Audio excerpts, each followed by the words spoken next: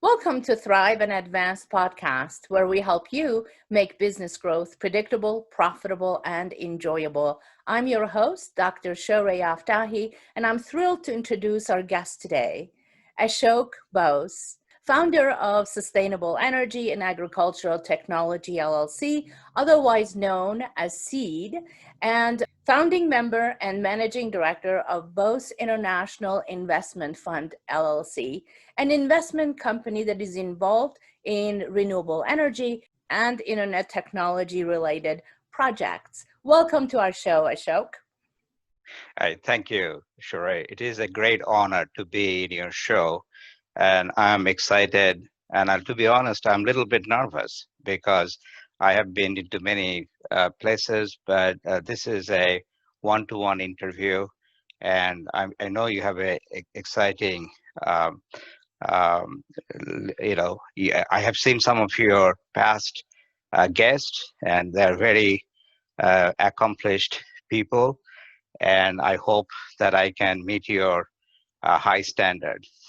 Oh, thank you very much. You come with such an interesting and in-depth background and diverse background. You are pretty much a serial entrepreneur.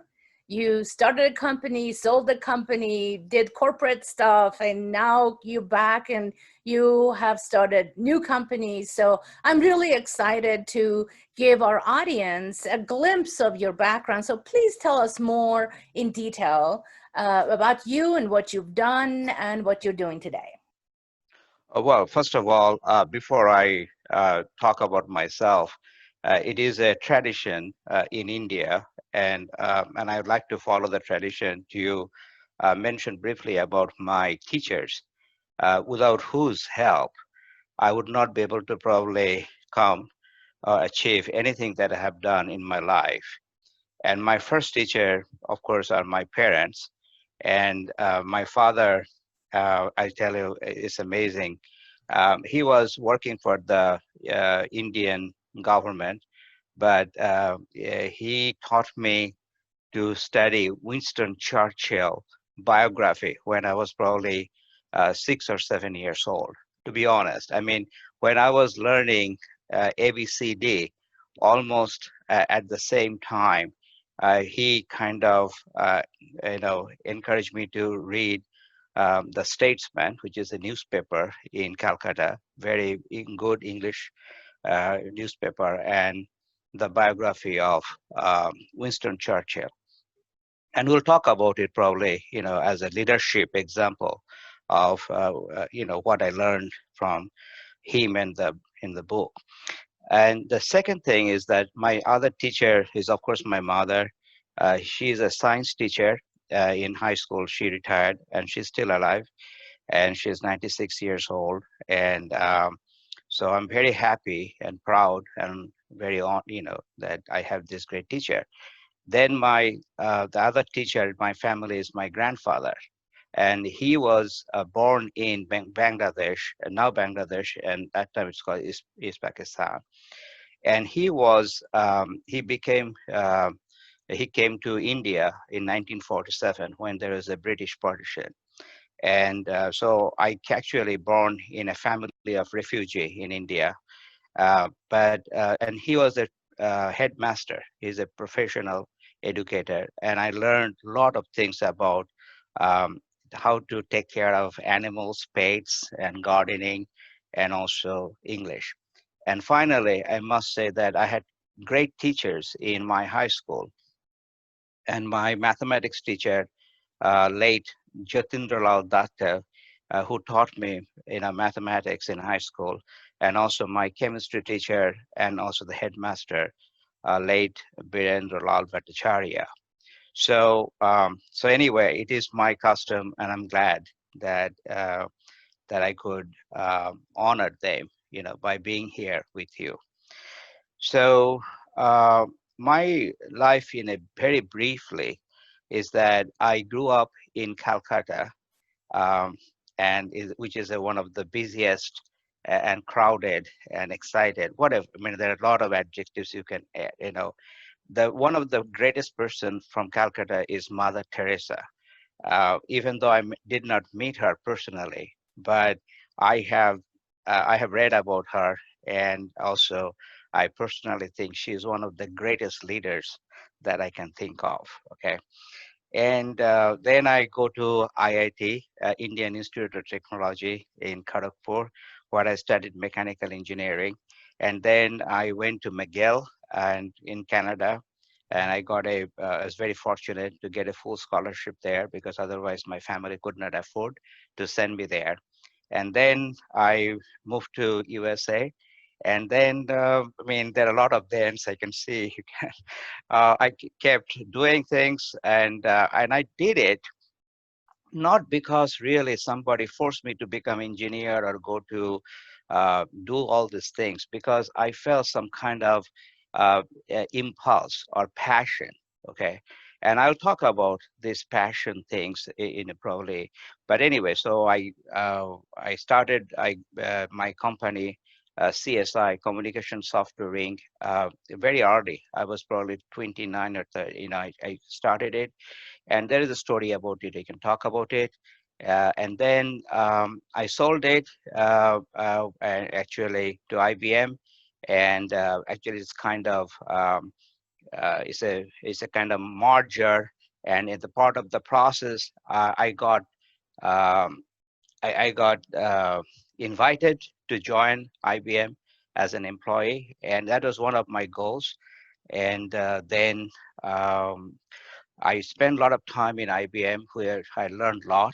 I came to know some very effective and efficient leaders, and that was a great experience for me. And then I went to China, which was exactly, I did not plan for it.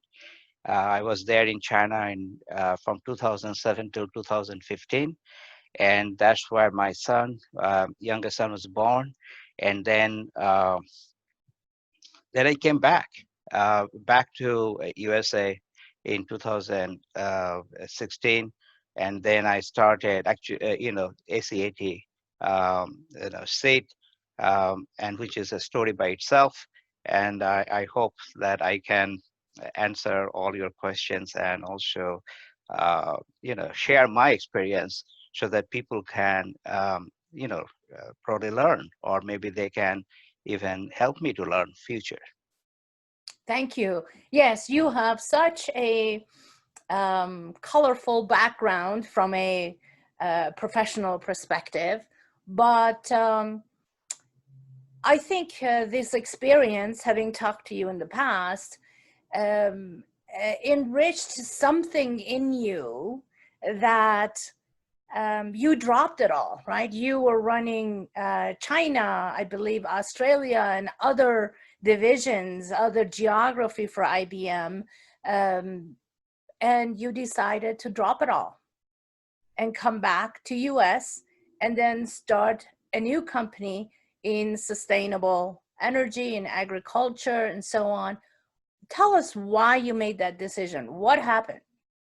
Yeah, well, uh, yes, you are you are right that in in 2007, when I was given the opportunity to go to Shanghai, and when I went there, I was uh, senior manager, operation manager, and then I subsequent to take more and more responsibility.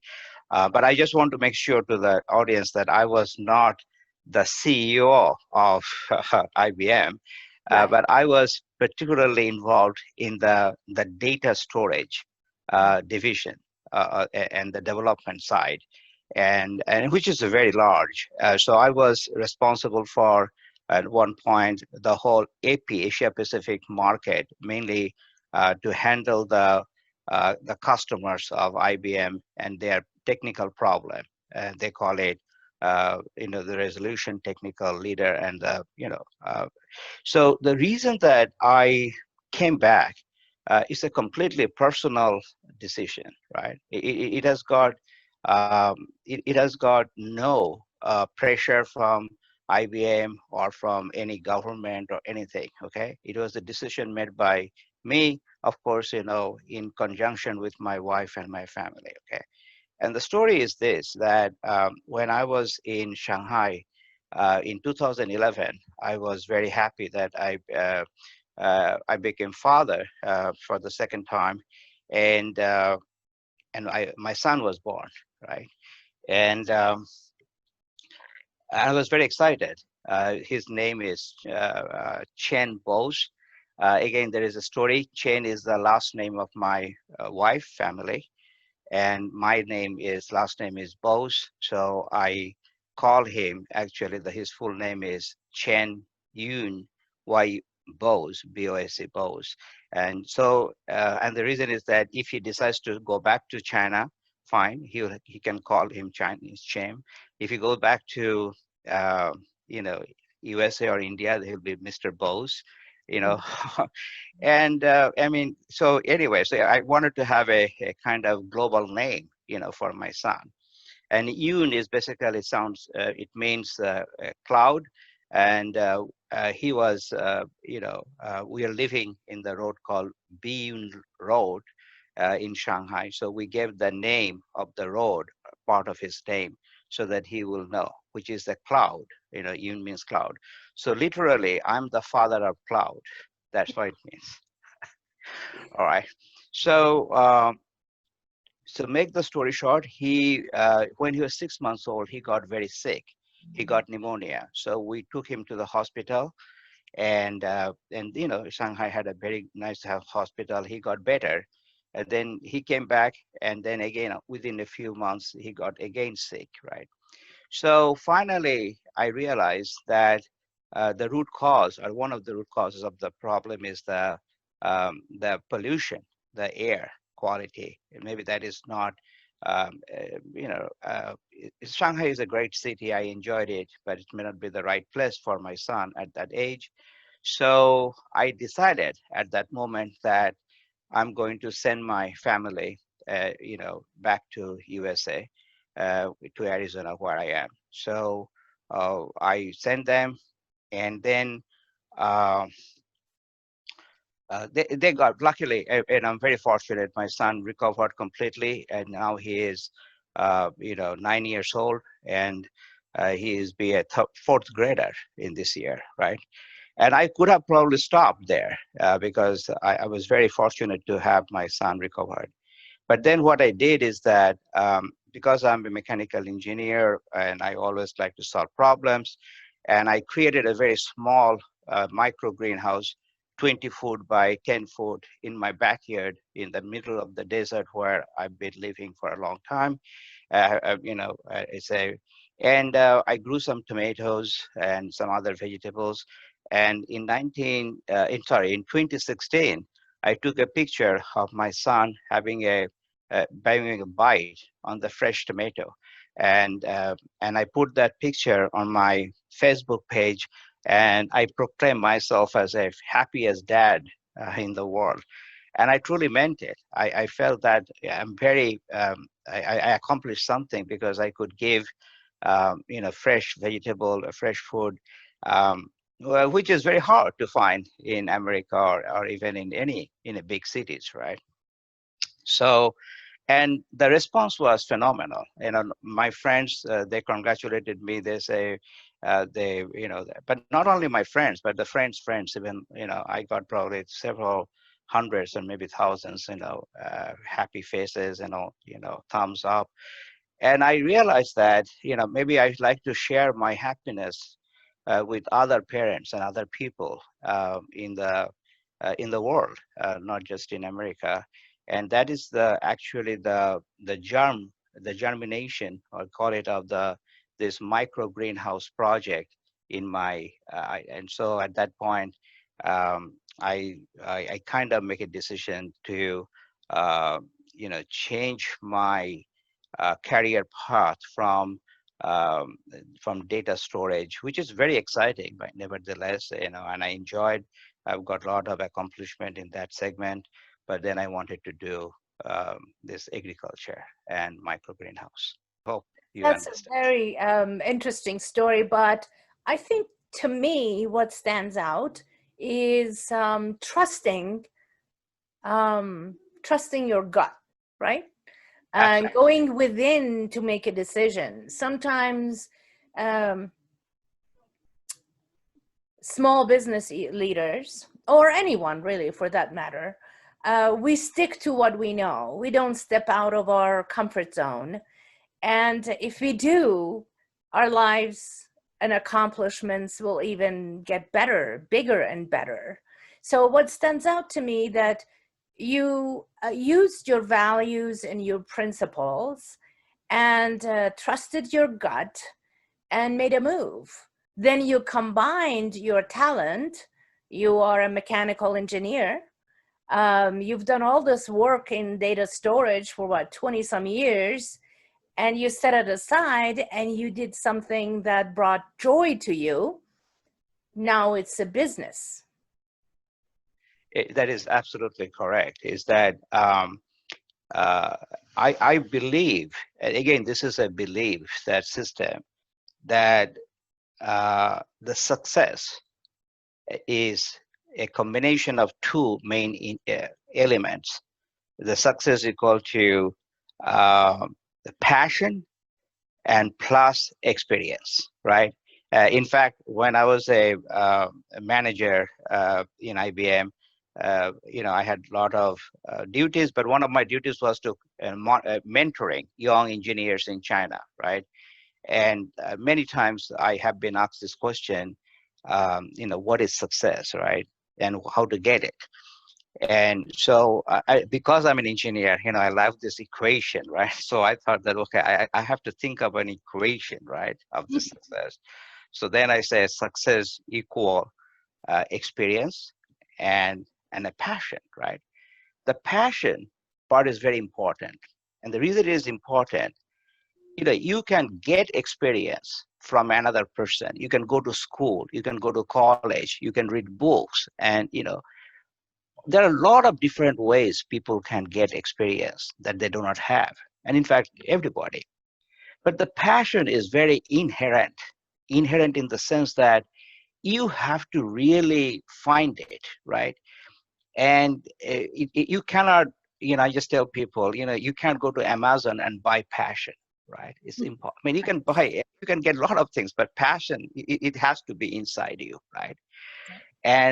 So yes, I think that I made this decision, and not only that decision, but I'm just going to share with you that before that in my life, I made some hard decision when I graduated from IIT in '79, and I had a good job where in India, in Calcutta, and I had a really comfortable job as an IIT graduate.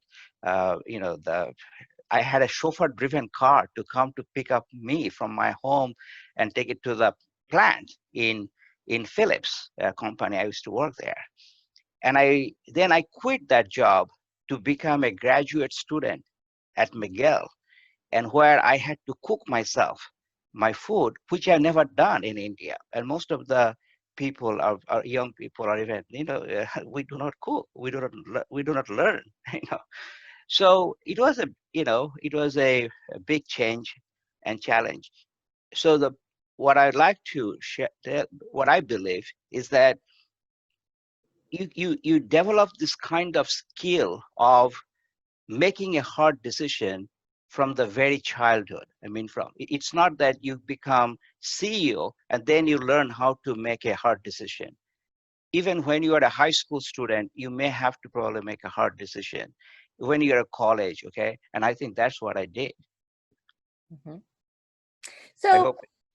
absolutely. So let me ask you a little bit about what you do today and how you went about starting your new venture. Let's talk about the seed, sustainable energy and agricultural technology.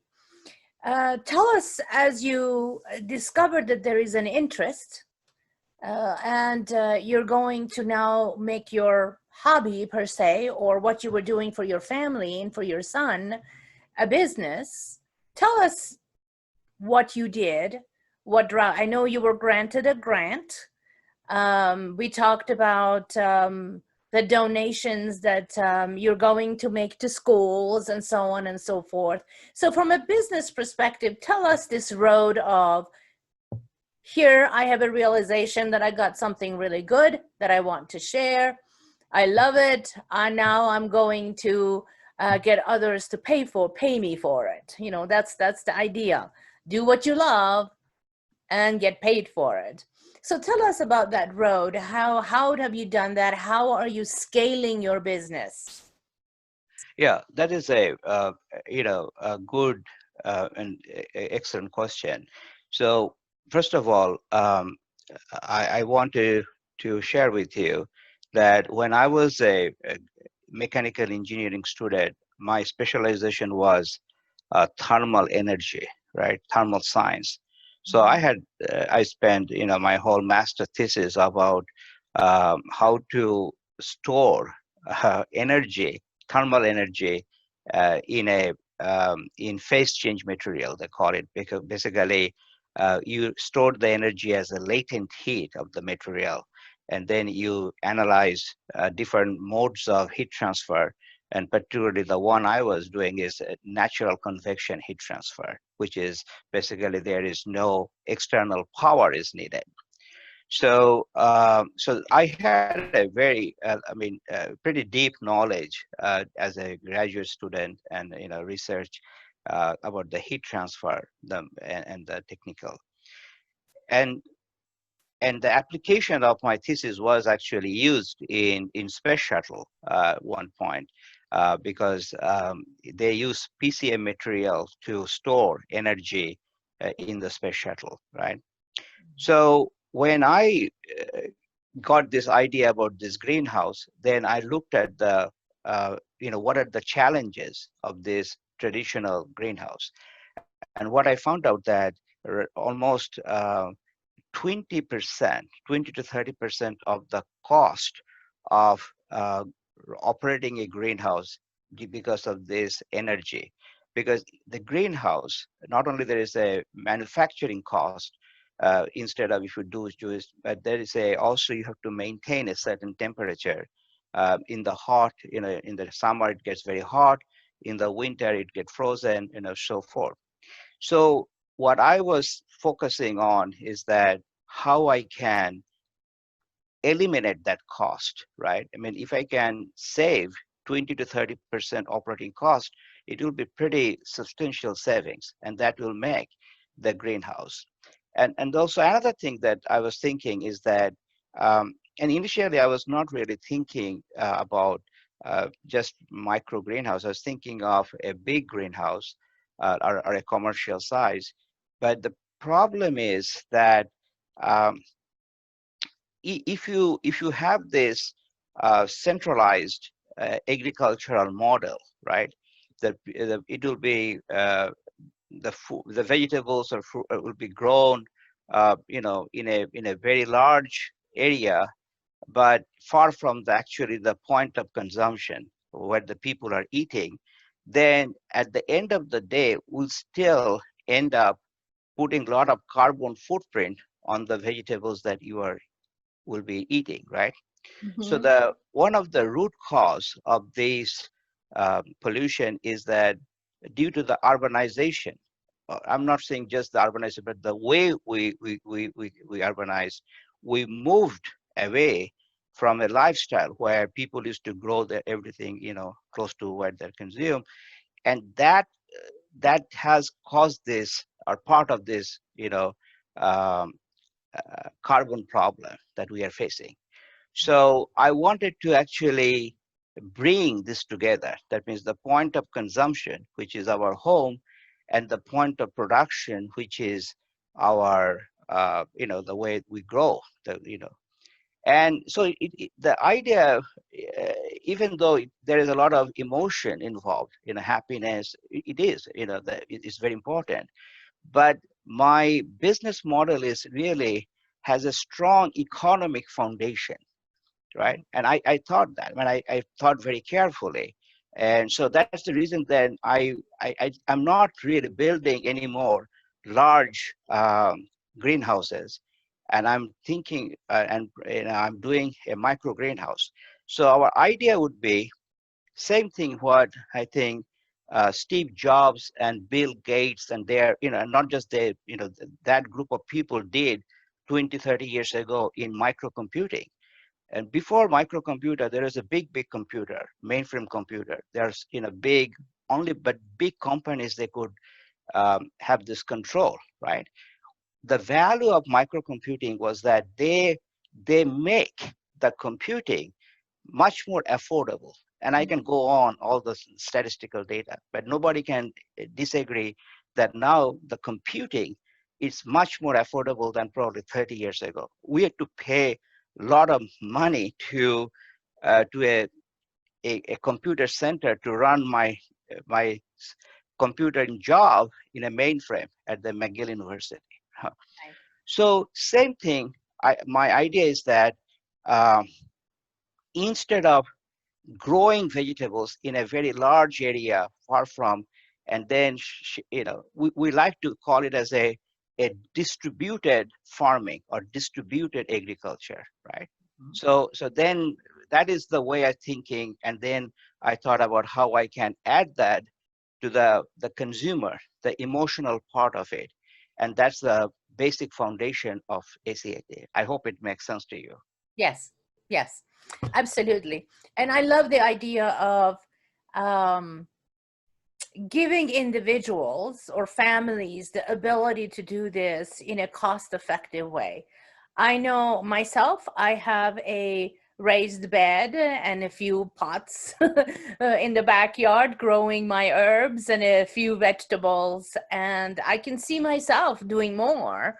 And there's several people that I know that do the same thing. So people are interested, and if they can afford it, then definitely it'd be a use, and then we're doing something very good for our environment. So we're eating better, and we're helping our environment, really sustaining life on earth, you may say. We're helping that. So it definitely makes sense, and I love the analogy um, of mainframe computers, and now I have a laptop on my desk and you have a laptop on your desk, and we're able to have a conversation. Yes, so it has made it affordable. So I understand your business plan or formula per se, or business model. Now you've been in sustainability for several years now, getting this company off the ground. From a technology perspective, meaning innovation, to now offering it on the marketplace to communities, right? To people. Tell us a little bit about what you've learned as a business owner and leader. What have you learned that you have a great product, it's functioning well, um, and now you're trying to help the audience, your audience, the me's of the world, the average person, to learn and to take that step to purchase and operate one. What are the lessons you're learning in making your business sustainable per se? Whether it's marketing, whether it's operations, really from a business owner perspective. Tell us a little bit about the lessons you've learned. Yeah, thank again. Yeah, thank you so much for asking this question. Is that when I have a lot of joy and doing this as a business owner, I have to sit back and I have to really think very carefully for any business how to make it sustainable. And I had some experience, but I am also learning every day. The good thing is that now we have platforms like Facebook or Google where I think that you can get a lot of information from people or your target audience at a very affordable price or sometimes even free. So to be very specific, what I did, in 2015, I believe, I created a simple page of ACAT company page. It's called, facebook.com/near zero carbon, right? That was my page. And of course, there is a reason why I call it near zero carbon. And a lot of people came, and it's still coming, right? We have got thousands of likes, and these are the people that I did not pay anything for it, to liking it. It's all pure organic. Then also, I have created uh, a group, a private group in Facebook called Friends Who Like Sustainable Energy and Agriculture Technology. And that group is private because I like to keep noise out of the group, but it is free. So it's not just for ACAT, it's actually an ecosystem where any company or any individual who has got some interest in sustainable lifestyle or sustainable product or anything, they can join. And I'm going to approve them. And as long as, quote unquote, they behave properly, they will be a member. Okay. And the reason I'm mentioning that because I'm a small business, I don't have a very large marketing budget or anything, right? So I have to be creative to find out what the consumer want, right? And you're right that I have a great product. And the reason it is a great product because it meets some of the basic needs of the human being. Because I have never come across anybody in this world who said, no, I don't I don't like to eat, or I don't eat. I mean, so what I'm doing is very fun, very fundamental, right? I'm not going to say, so eat, right? So I know that they have to eat. The question is how I can make it more affordable or easy to get it, right? Mm-hmm. So you can think about this, right? I mean, really, what we are doing here, we introduced a model called greenhouse as a service model, because I have a lot of friends, and I give some of my friends uh, a tomato plant, as a gift. It's not a business, and because I want them to share, I want them to, in USA, right? And unfortunately, after a few weeks, they say, I asked them, hey, how's your plant doing? And the guy said, oh, Ash, I'm so sorry. In fact, he didn't want to say that. Finally, he found out from his wife the plant died. And he was so sad and so embarrassed. So he didn't want to even admit the plant is, because he knew that I love this plant as my own kids, right? So I said, oh, I understand, believe me or not. So that was my experiment, right? I'm doing a social experiment so what I found out, there are a lot of people, they love to eat fresh vegetables. They love to grow things, right? But for many reasons, it may be, they cannot do it. And people say, oh, I don't have a green thumb. But literally, everybody's thumb looks like mine, probably, or your, nobody has a green thumb, okay? So what we are doing, I consider this an opportunity, right? So ACAT plans to, and we are doing, we provide the whole thing, right? Whole thing means we'll provide the service to grow, okay? What I'm saying is that if you are passionate about, of course, we are not going to stop you to come to your greenhouse and do it by yourself, or, but we will remotely monitor it, and we are going to help you, okay? So that way, we call it as a greenhouse as a service model, right? And Mm-hmm. also, our business model is such that we are going to lease the greenhouse, because actual the cost of the greenhouse, I mean, if you look at my website, everything, if you want to make a greenhouse, as a part of your infrastructure, your house, it is almost like a three to four thousand, $5,000, right? But it will stay there for almost 20 years or maybe 30 years, right? It's a very solid structure. So what we are doing is that, just like when you buy a house now, you say, I need a house with a two-car garage, right? 100 years ago, people did not think. They thought that they'll park their car in the road, and why I have to use my, house to park a car? That's a waste of my space, right? But now in our lifestyle, we think, hey, we have to have a car garage, especially two, because both husband and wife, they have car, right? So in the future, my vision is that many of those houses, they'll buy a house. Say, hey, do you have a micro greenhouse in the house? So just like you buy a house now, say, hey, do you have a kitchen and you have a refrigerator? Yes. So my vision is people will think it's a micro greenhouse because that is very, very fundamental. That when we consume something not only fresh but also which has got a less carbon footprint and so forth. Right. So you mentioned aside from purchase, people can actually lease. Absolutely. See, just like you think of that as your cell phone, right? The cell phone, if you buy, well, you can buy it, but some good cell phone could be several $1,000s, right? Mhm. But you can make it as a lease, and you pay probably $30, $50, 30, extra in addition to your, your, the carrier fee, right?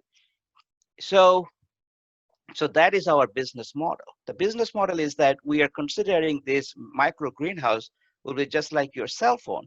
For another reason, that the value of a cell phone, if you look at it, if there is no carrier, it has no value. It's a dumb, right? Absolutely. So when there is a storm and there is a cell phone tower doesn't work very well, it's annoying, right? Yes. But also, yeah, so also the value of the cell phone is that it has got a lot of different apps, right? That apps makes much more usable and more value. So Right. same thing, what we are creating, we are not just saying this is a micro greenhouse, but we are creating an infrastructure of micro greenhouse, MGH infrastructure. So what is going to happen within that platform, once we create this infrastructure, then other people, other companies, they can distribute. Either they can have a relation, I mean, they have a relationship with seed to distribute their services. Whether it could be seeds, it could be plant, it could be anything, right?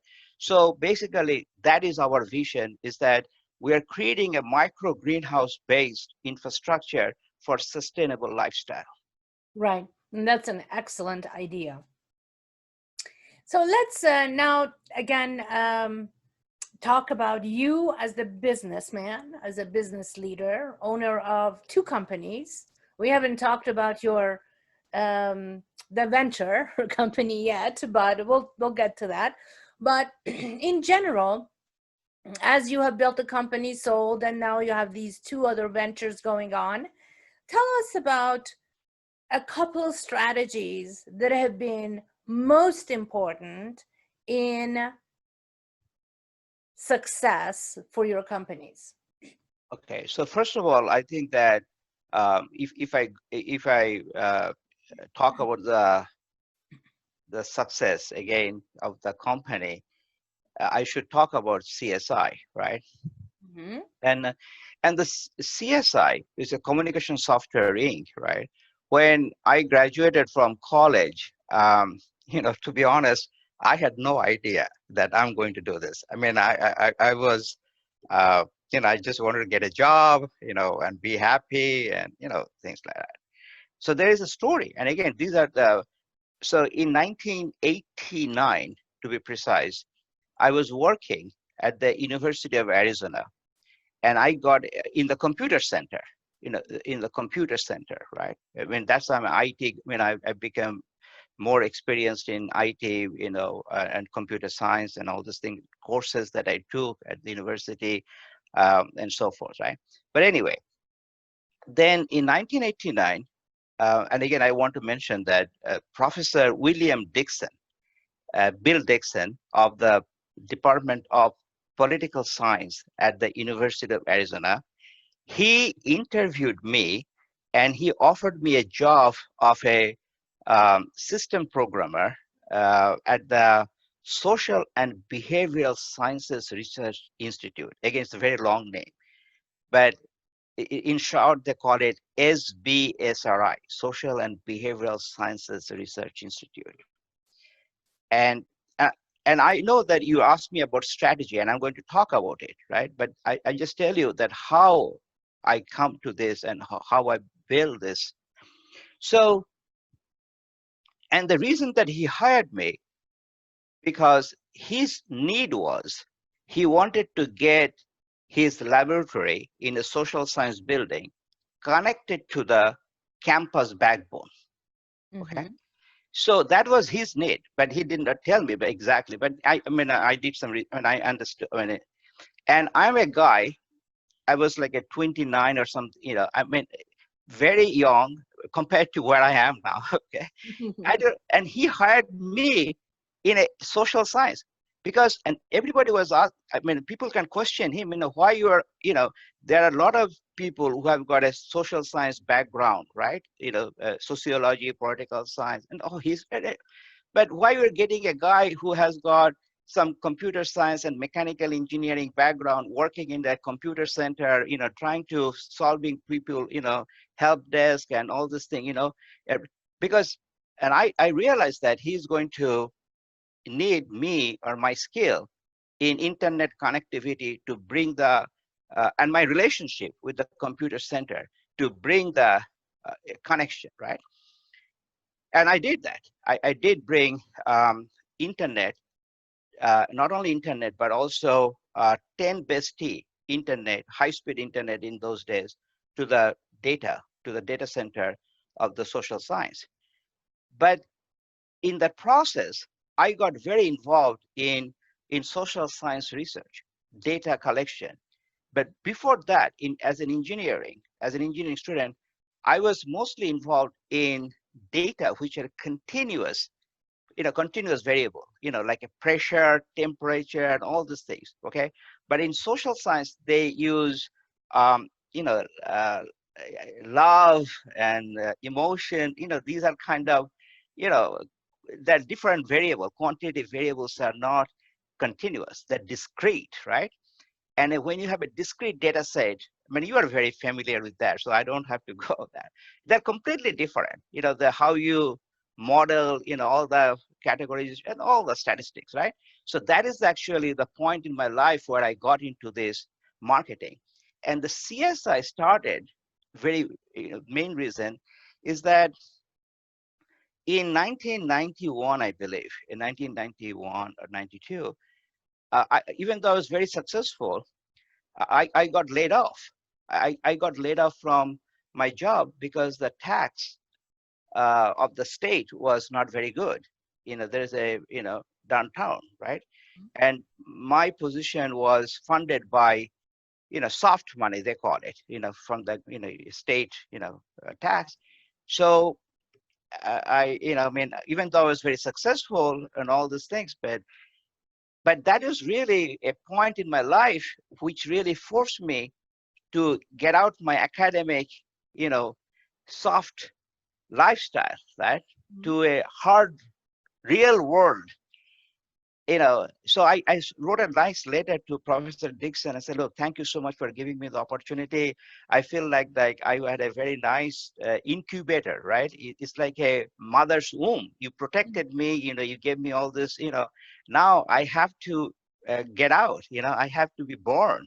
I have to get out and look at the real world. And the real world means, getting a job in a company, private company, but all those things. And so I did get, but at the same time, I started CSI in my bedroom, in one of my bedrooms of my house, right? So going back to the point of about, how I sustain my company, I sustain my company because I have to be very flexible. You know, if I'm not flexible, because the market is always going to change. Today, market is changing because of, I'm in a home, you're home because of the COVID. But even if the COVID is gone, but the market will keep changing. So no matter how small or how big you are as an enterprise, if you are not flexible, then you will not survive. That is my first strategy. And the second strategy or second thing that as a quality that I think is that I really have to listen to my customer, right? And customers, and again, going back to the CSI Communication Software Inc. I started, and my first idea was that I created a software called strategic network system, right? I mean, it's a, again, we call it SNET, SNET. Mhm. And the system that I created this software because to simulate the behavior of the human being in a market and all these things, right? And I got this idea because I worked for social and behavioral sciences for a few years. I picked it up and I thought, oh my gosh, everybody talks about electrical network, computer network, digital network, but not too many people used to talk about, because it was before Facebook, right? Facebook has not come yet at that time. Internet is just coming, right? So that was my first paper. I wrote some paper, but then when I come to realize in the business, no business was ready to buy my software, right? Because they don't know what I'm talking about, strategic network, I mean, it's really very difficult. So what the CSI survived because I started a business from to data acquisition. So I created a five PC. I bought it, for $100 used PC, and I created a network using Novell network, which is not anymore business. Novell, I don't know if you remember Novell. Mhm. So Novell, and I hired some students. I started collecting data, okay, and that data we started doing for City of Tucson Housing Authority, and we started project called FMR, stands for Fair Market Rent Study. Mhm. So by doing fair market rent study, we hired by the city to prepare a report, and the report will say what is the actual fair market rent for 2 or 3 or 4 bedroom houses, so that they can use this data and submit it to HUD, Housing and Urban Development, and Mhm. so they can get some actual reimbursement for the family. And just to make the sure, so if HUD says the fair market rent for a 2 bedroom house at that time, say for example, say $300, but I did a study independently, and I said no, the rent is not $300, but it will be $310. Mhm. So then it's who cares, $10? But if you have a 1,000 unit in your program, city's public housing authority, so 1,000 times 10 will be 10,000, and 10,000 if you have a 12 months, so it will be 120,000. Right. So the city will get $120,000 extra from the HUD because of this $10 increase in the, okay. So in my first project, city paid me $8,000 contract. That is my first contract in my, from the CSI. And because they took a huge risk because nobody knows me, right? I mean, I have no brand value. Mhm. And city got back probably around, 300, $400,000 additional, right? So there's a huge ROI, right? And then in the subsequent, I think that started in 1991, 92, in that time frame. And the following years, I keep getting requests from other cities all over the USA to do the same study, because they did not know that they have the power to fight. Or fight means, not literally, but to challenge the data collected by housing and urban development in Washington, and they could get additional funding, right? So what I'm saying, again, going back to your strategy question, is the flexibility and listening to the customers, making sure you could offer something that they really needed. Right. Right. Very important points. Now, as we talk about data analytics, and data analytics is very important to me. It has had a great role, whether I was in corporate, now today with clients.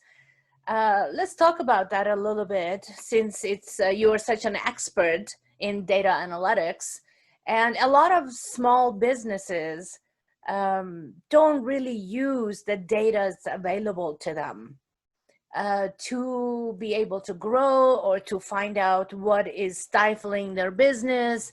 So what is your advice? How could you help them better understand the power of data in business and the availability of data analytics now for everyone? It is now reasonable to say that every company can get clean data. There are tools, there's technology at an affordable price. So what is your advice to people in a way, or to business owners and leaders of smaller businesses in regards to data analytics, how important it is to them and its accessibility? Yeah, again, all your questions are very valuable and very important, right? I mean, if you think about any business, okay, even the people in the long time ago, when they did not say, actually, 1990, we did not call data analytics. We used to call survey research. So my company called CSI, and we call it our unit, the unit that CSI Survey Research Lab. It's a very long name, but it's a survey, right? Right. So now you're right. The data is available, right? The question is, if a businessman in a small or big, they have to really, first of all, in my opinion, realize what is going to happen if they don't do it. Okay. So for me, I think it is a question of existential, right? So I'll be sometimes, just like, I'll be very honest with you that if I did not get laid off from Social and Behavioral Sciences Research Institute, I would probably still in the campus, I had an office and I'll drink some coffee to the student union and talk to my friends and professors. I had a very nice life, very cozy life, very stable life, right? My wife says your life will be like a flag, like that's the life she prefers, right? Now my life is like this, going up and down, I say, oh, wow, okay. So going back to your question is that a businessman, right? Any businessman, they have to really be afraid. Fear, I'll be very honest. And in fact, this thing came from the founder of Intel company, okay? Andrew, the guy, he's a, everybody knows Silicon Valley, um, he said that fear is not bad. Little bit fear of losing your job, fear of losing your business, fear of, because it's kind of probably negative somehow, but at the end of the day, that fear makes people wake up and they say, hey, so the question is very simple. If Mr. Businessman, do you really like to exist today, tomorrow, or maybe 1 week, 1 month? Because if you don't use the data, and then you do not know what your competitors are doing. You do not know what. That's like a Facebook, for example. There's so much data, and I'm not spending millions of dollars an hour, but there is a lot of data. People say, what they like, what they don't like, right? And one has to really listen and capture that, and then model it, method. There's a lot of processing that you can do, but most of it is that you have to really feel the fear of not doing it. Right. I'm sorry, that's the way. Right. The fear of not knowing, right?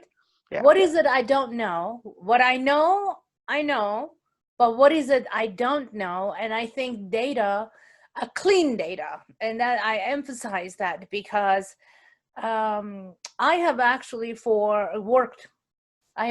worked for very large enterprises that their data was absolutely trash. It was messed up.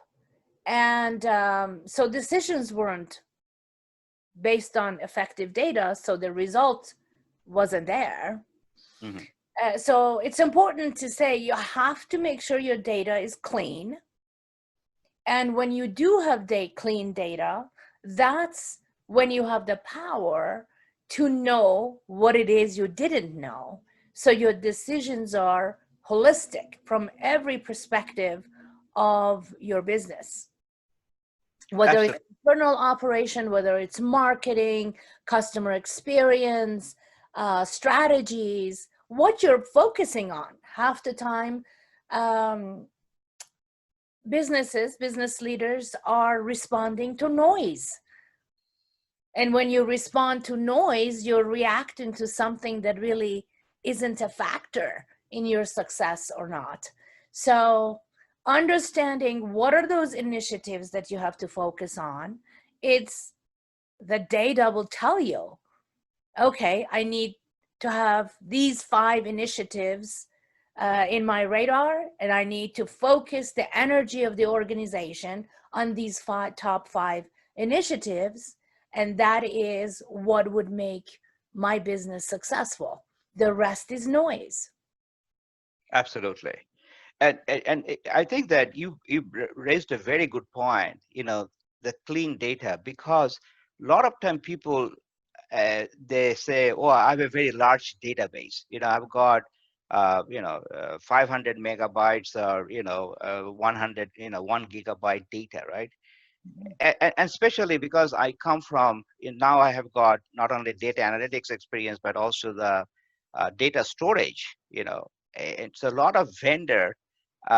They'll say that you need more data storage capacity, which is true that you need large data.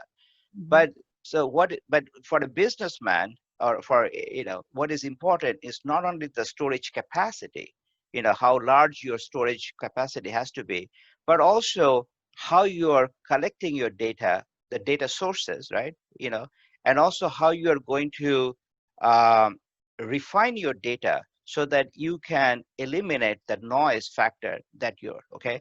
And going back, I have a very example that what happened, that I told you that I was able to raise um, uh, the value of the FMR, fair market rent, for city of Tucson in 1992 from like a 200 or 300 to 310, very small, $10 change. The question is that why there is a change? The change was because the consultant at a very big company in Washington they hired, when they calculated the total rent, they did not calculate the the utility rate. And there is a there is a way, there is a method there, right? Mhm. And so they missed it. Even though they're very big vendor, they're hired by Washington hard, they have a millions of dollars they spent, right? They Mhm. made a mistake because they are not asking the right question, or the question they should have. So, and I had to really explain to the economist of the heart when they say, how you're getting this data. So I had to share my whole database, all the data, and they found out that the difference of $10 is coming because of the misalignment of the utility factor, right? And Mhm. that was the success of CSI, to be honest, because I was very meticulously collected and trained my people to collect the data and making sure that we calculate. And perhaps because I'm an engineer, I have that kind of personality, right? I'm very, sensitive to the, you know, point 0.5 makes a big difference to my data, right? Right, right, right. All right. Absolutely. Um, I can't get enough of our conversation, but let me ask one last question. And that is, if you had a reset button, and regardless of which business, whether it was working for IBM or in your companies, what systems would you have put in place sooner than later? Well, that is again, very good question, that how would I, if I change anything? Um, Actually, I would think there are two parts to your question, right?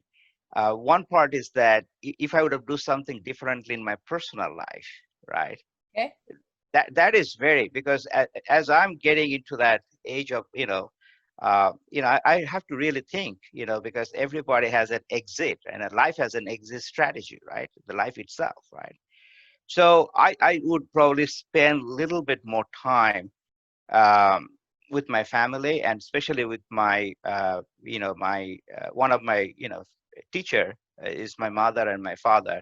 Unfortunately, I lost my father in 1996, long time ago, Right. and I miss him. I truly miss him because he was tough. He was a very, and I don't know if he was a typical Asian father. I call him. I tell everybody that Asian father.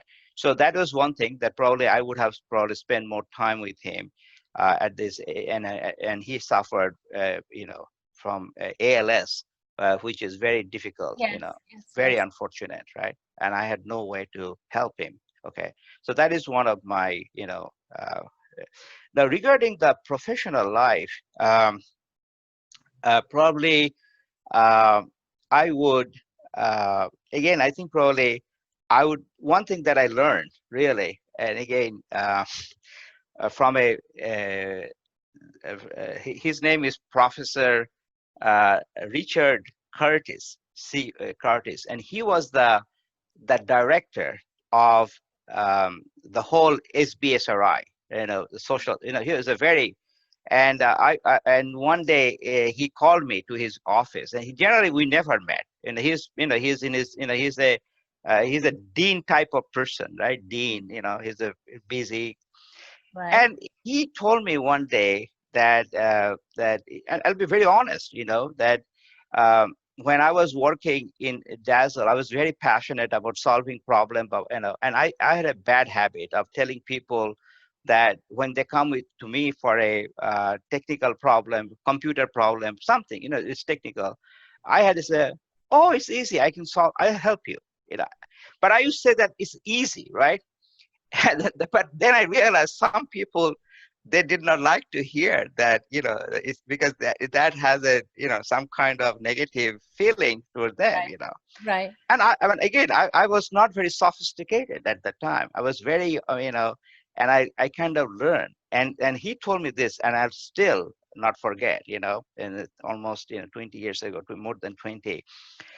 uh, Ashok, I tell you a story. Uh, there is a city. There are two shops, honey seller, and the one honey seller, his honey is very sweet, but his mouth was not as sweet, right? And the other store, his honey was not very sweet, but his mouth was very sweet.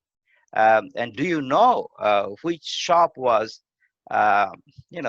more successful and very, and to be honest, at that time, I had no idea where this conversation going, to be honest, because I'm so involved in solving, technical problem, bringing internet, to the building, to the, and all this, excitement, right?